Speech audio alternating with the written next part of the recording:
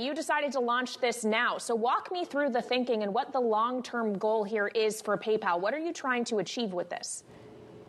Yeah, Kelly, we are obviously a payments company, and we are interested in digital currencies because we do believe that they have the potential to transform the payment ecosystem.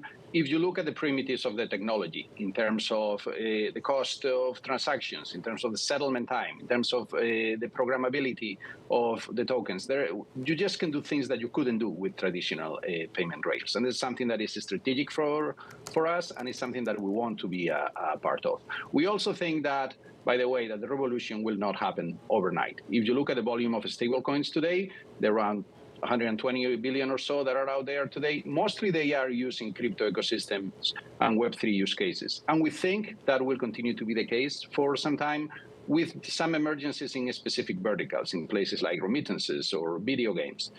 It's absolutely strategic for us. We like the primitives. We like the ability to be able to do things that you couldn't do before in payments. And obviously, it's a strategic technology for us. Okay, so let's talk about where you're going to be able to access it. Obviously, you're partnering with Paxos for this. Where is Paxos, in conjunction with PayPal, planning to actually list this? As of yesterday, we are live on the PayPal wallet, and we are ramping up the product now. Over the next days, more and more users will be able to see that in their wallets. We are going to be, as we announced yesterday, we're going to be enabling that in Venmo. We are super excited about the ability that for the first time, you will be able to send value from your Venmo wallet to your friend on PayPal, as opposed to only Venmo to Venmo or PayPal to PayPal. And over time, we will definitely open that up to external parties. We built the stablecoin to be able to be easily accepted by crypto exchanges and the apps and wallets, and we will see more and more of that adoption going forward. It's one of the reasons why we wanted to build this on open protocols and as a ERC20 token, so that it is easier to adopt it in a more open ecosystem. I'm just wondering why you would want to be first. Aren't you worried about other regulation? And also, how do you expect to generate revenue from this?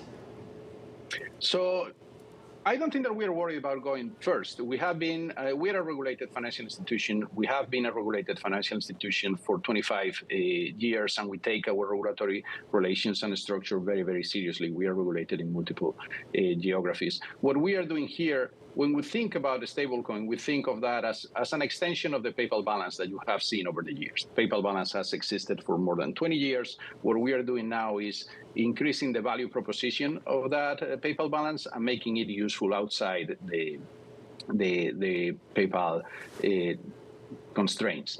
Let's remember also that there are regulations out there. We think one of the reasons we went to New York is that New York has a very solid and rigorous framework for stablecoins, and we think that is very well suited for the business that we're trying to build.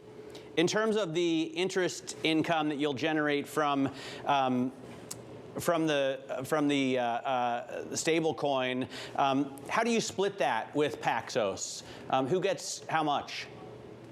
Well, the details of the commercial relationship between Paxos and us, they are obviously private. And we do think historically it has been the way in which the stablecoins get monetized, is the yield on the reserve assets. And that will continue to be the case. And it's obviously an interesting aspect of it, and it's a high margin revenue stream. Over time, again, going back to us as a payments company, we are really interested in driving payment flows here that will also be monetized in a number of ways that are beyond just strictly the monetization of the reserve.